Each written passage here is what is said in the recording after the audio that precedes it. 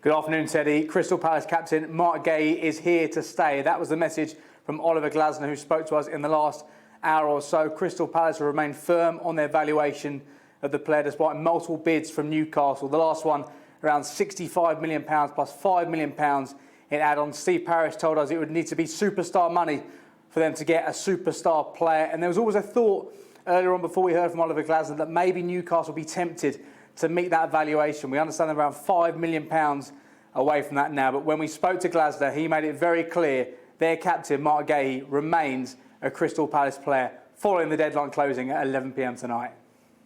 But I never was really in doubt, so because, first of all, really congrats to Crystal Palace, to the chairman, to the owners, to everyone that they didn't give in. And especially after the transfer of Joachim Andersen, it was very important that Marc stays, and also really thank you to Marc that we always were very close and talking a lot, and he didn't, or all the rumors didn't influence his performance, his mood, his professionality, and and it was also, he always told me it's not that he's not pushing to leave Crystal Palace, and that's always for me the most important thing, that the players tell me that they like it to play with us, that they like to play for Crystal Palace, that they like to play for the team here, and this Marc told me very often, but you know, sometimes people tell and act the opposite way, but Marc told me and he acted in the same way, so really showed his fantastic character again. And so, you know,